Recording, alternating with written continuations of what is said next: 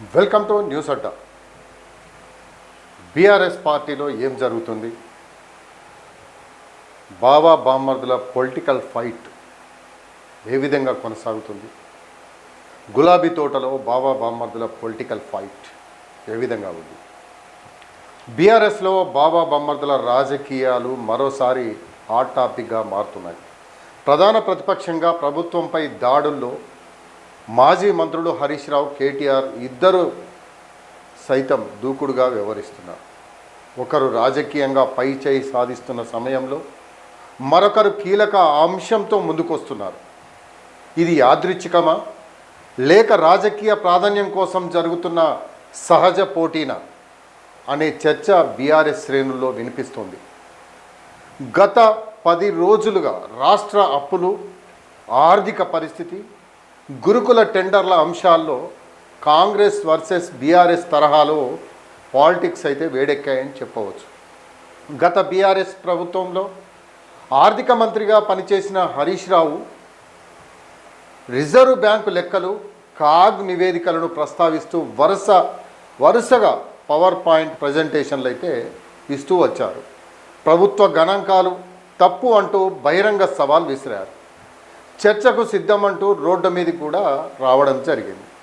కేటీఆర్గా తెలంగాణ భవన్లో మీడియా సమావేశాలకే పరిమితం కావడం జరిగింది.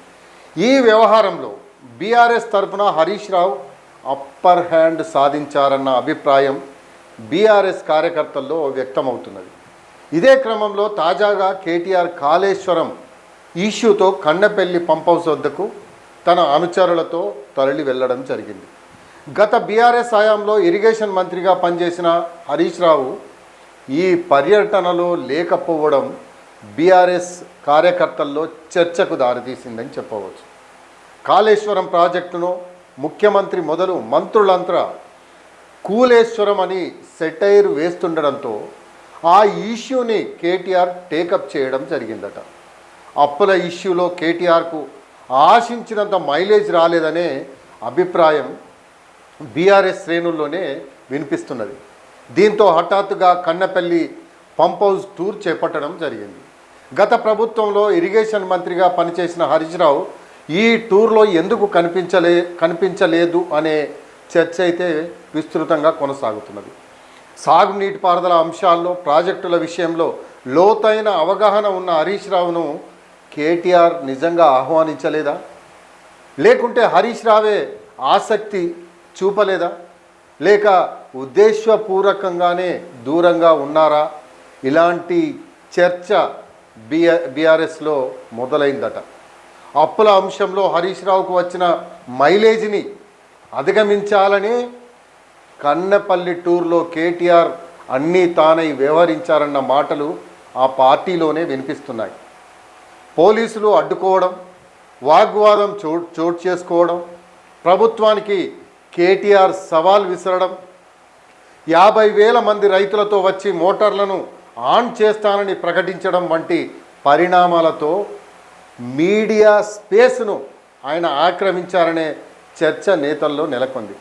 బీఆర్ఎస్లో బావా బావమర్దులు హరీష్ రావు, కేటీఆర్ మధ్య కోల్డ్ వార్ జరుగుతున్నదనేది తెలంగాణ భవన్లో ఓపెన్గా వినిపించే మాట. అసెంబ్లీ బడ్జెట్ సమావేశాల సందర్భంగా చోటు చేసుకున్న కొన్ని ఉదాహరణలు దీనికి బలం చేకూర్చినట్లయింది. గవర్నర్ ప్రసంగానికి ధన్యవాదాలు తెలిపే తీర్మానంపై కేటీఆర్ చర్చలో పాల్గొనగా ప్రెస్ మీట్ పేరుతో హరీష్ రావు సంచలన వ్యాఖ్యలు చేయడం జరిగింది. బడ్జెట్పై చర్చలో హరీష్ రావు కీలక పాత్ర పోషిస్తే కేటీఆర్ చిట్చాట్ పేరుతో మీడియా ప్రతినిధులకు కొన్ని సెన్సేషనల్ ఇన్పుట్స్ ఇవ్వడం జరిగింది. ఇలాంటి ఆనవాయితీ అప్పటి నుంచి కంటిన్యూ అవుతున్నది. ప్రస్తుతం రాష్ట్రంలో మొదలైన నేపథ్యంలో కేటీఆర్ నియోజకవర్గాల వారీగా సన్నాహక సమావేశాలతో జిల్లాల్లో పర్యటించడం జరిగింది. కేవలం సిద్దిపేట, మెదక్, సంగారెడ్డి జిల్లాలకు హరీష్ రావు పరిమితం కాకుండా ఖమ్మం, సూర్యాపేట, మహబూబ్ నగర్, నాగర్ కర్నూల్, వరంగల్, హన్మకొండ, జనగాం వంటి జిల్లాల్లో పర్యటించడం జరిగింది. ఒకరిపై ఒకరు అప్పర్ హ్యాండ్ సాధించేలా, మీడియాలో స్పేస్ను ఆక్యుపై చేసేలా కంటికి కనిపించని రీతిలో పోటాపోటీగా వ్యవహరిస్తున్నారనే టాక్ బీఆర్ఎస్ కార్యకర్తల్లో నెలకొన్నది ప్రస్తుతం. ఇప్పుడు అప్పుల ఇష్యూలో, కాళేశ్వరం ఇష్యూలోనూ అదే కనిపించిందని కార్యకర్తలు అయితే అనుకుంటున్నారట. కన్నెపల్లి టూర్తో ఒక రోజంతా కేటీఆర్ హైలైట్ కావడంతో హరీష్ రావు తదుపరి చర్యలు టేకాఫ్ చేయబోయే ఇష్యూ ఏంటనేది బీఆర్ఎస్లో ఆసక్తికరంగా మారింది. పార్టీలో నేతల మధ్య వివాదాలు, నియోజకవర్గాల్లో ప్రత్యర్థి పార్టీతో గట్టి పోటీ ఉన్న సమయాల్లో హరీష్ రావుకు బీఆర్ఎస్ చీఫ్ కేసీఆర్ బాధ్యతలు అప్పజెప్పేవారు. సమస్యను పరిష్కరించడంపై దిశానిర్దేశం చేసి అక్కడికి పంపేవారు. దీంతో ఆయనకు పార్టీలో ట్రబుల్ షూటర్ అనే గుర్తింపు కూడా వచ్చింది. బీఆర్ఎస్ హయాంలో ఇరిగేషన్ మంత్రిగా పనిచేసిన హరీష్ రావు కాళేశ్వరం అంశంపై 2024లో అసెంబ్లీలో చర్చలో పాల్గొనడం జరిగింది. కాళేశ్వరం ప్రాజెక్టుపై అవకతవకలు ఆరోపణలు రావడంతో జస్టిస్ పిసి ఘోష్ కమిషన్ ఎంక్వైరీకి సైతం హరీష్ రావు హాజరై వివరణ కూడా ఇచ్చారు.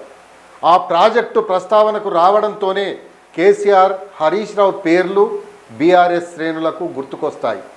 మరి ఇప్పుడు కేటీఆర్ ఆ ఇష్యూను టేకప్ చేయడం, కన్నపల్లి పంప్ హౌస్ టూర్లో హరీష్ రావు కనిపించకపోవడం సరికొత్త చర్చకు, అనుమానాలకు తావిచ్చినట్లయింది అని చెప్పేసి చెప్పవచ్చు.